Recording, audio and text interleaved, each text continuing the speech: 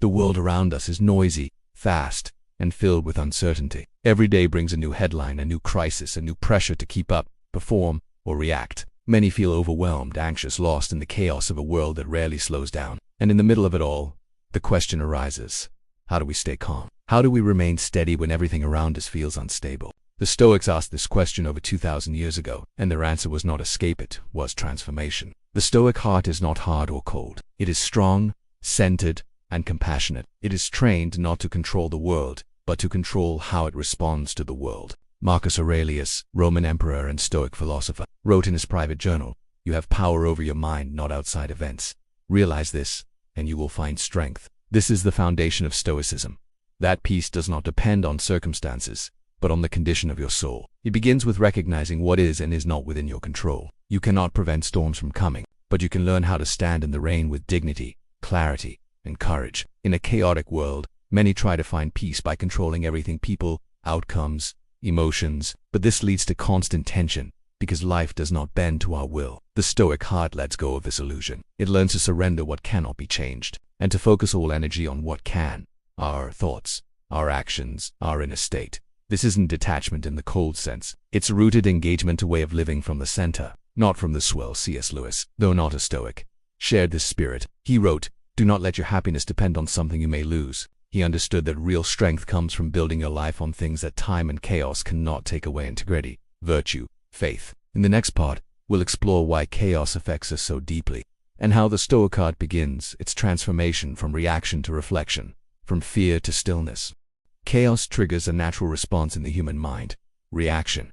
When the world feels out of control, we tighten our grip, we panic, we rush to fix, to argue, to resist. Our nervous system enters survival mode, and we become prisoners of impulse. This is not weakness, it's instinct. But if we live only in reaction, we remain stuck in fear. The Stoic path begins by breaking this cycle. It teaches us to move from reaction to reflection, to pause before responding, to create space between what happens and how we choose to meet it. This is the first transformation of the Stoic heart: learning to observe rather than be overwhelmed. Marcus Aurelius reminded himself daily, if you are distressed by anything external, the pain is not due to the thing itself, but to your estimate of it. In this, you have the power to revoke at any moment. These words invite us to reclaim the most sacred freedom we have: the freedom to choose how we see. In a chaotic world, most people are caught in the current, dragged by every wave of emotion or news. But the Stoic trains his inner eye to ask, is this within my control? What is the wise response? This inner discipline doesn't come from suppression, but from awareness. You don't ignore what's happening, you face it with clarity.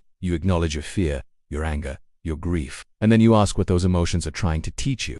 This is where reflection begins, in honest observation, not denial. The Stoic heart is not numb, it is alert. It feels deeply, but it is not ruled by those feelings. It listens to them without letting them lead. This is what allows the Stoic to find peace where others find only panic. He becomes like a tree rooted in the earth, unmoved by every wind, or like a lighthouse in a storm, still, grounded, a point of calm for others to see. In the next part, we'll explore how this kind of peace is cultivated not just by thought, but by daily practice, habits of the mind and soul that strengthen our resilience from the inside out.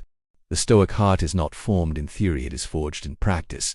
Peace is not a mood, it is a discipline. And like any discipline, it must be trained daily, patiently, intentionally. The ancient Stoics understood this. They didn't merely talk about philosophy, they lived it. They began each day with reflection, asking themselves what might challenge their peace, and how they would meet it. One of the simplest and most powerful Stoic practices is called premeditatio malorum, the premeditation of evils. This is not pessimism, it is preparation. It means imagining possible difficulties ahead of time so that when hardship arrives, you are not surprised, you are ready. By contemplating discomfort, rejection, loss, or disruption before it happens, the Stoic builds inner space. He becomes less reactive, more grounded. Another daily habit is journaling, not as performance, but as clarity. Marcus Aurelius wrote nightly, not for an audience, but for his own soul. He examined his day, questioned his motives, and reminded himself of what mattered most. In modern terms, this is mental hygiene. It is how the Stoic heart stays clean, not from perfection, but from clutter. The Stoic also practices what the modern world often forgets: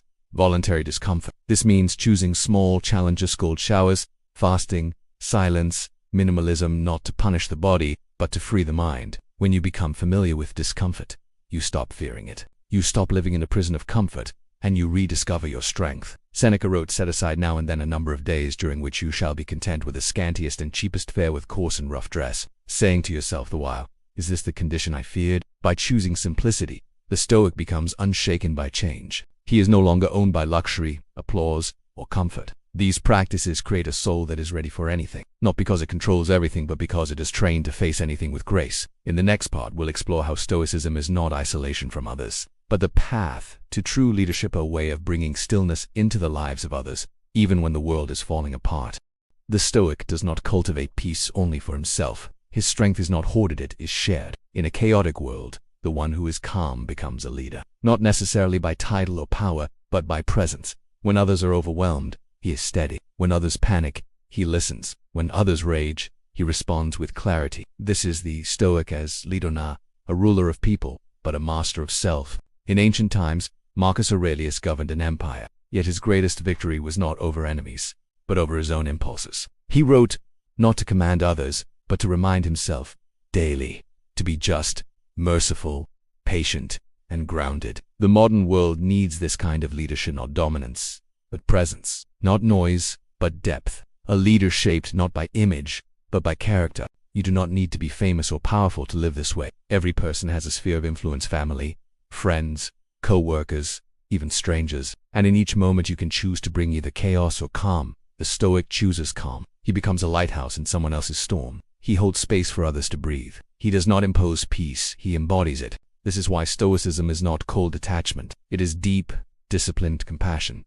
The Stoic is not indifferent to suffering. He is clear-minded in the presence of it. He offers strength not by solving every problem, but by remaining whole within them. Seneca wrote, "We suffer more in imagination than in reality." The Stoic helps others see this truth not by preaching it, but by living it. In his presence, people remember their own strength. They remember that it is possible to respond with dignity, even when life is unfair. In this way, the Stoic becomes not only a calm soul, but a guide, a silent anchor in a turbulent sea. In the final part, we'll reflect on what it truly means to live with a Stoic heart, not as a strategy for survival, but as a way of embodying peace, wisdom, and unshakable purpose.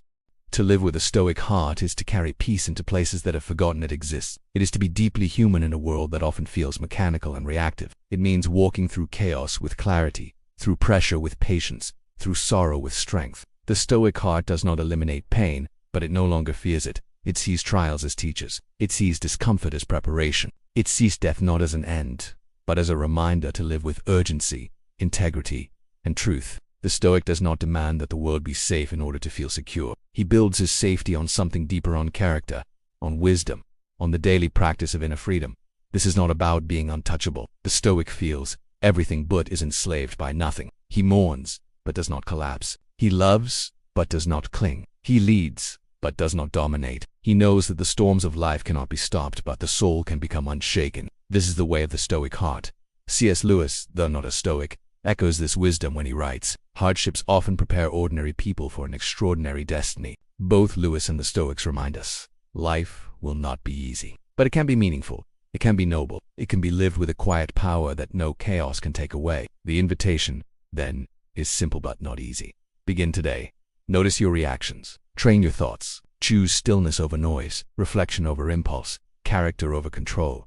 Let every hardship be a lesson. Let every challenge refine you. Let every quiet moment build strength no one can see but everyone can feel. And in doing so, you will become not just a calmer person, but a deeper one, a grounded soul in an ungrounded time, a Stoic heart alive with peace, pulsing with purpose, strong enough to face anything. If this reflection has spoken to you, subscribe to the Sower of Meaning for weekly insights that connect philosophy, psychology, and spiritual depth. Leave a comment. What does living with a Stoic heart mean to you? And remember, when the world is chaos, let your soul be calm.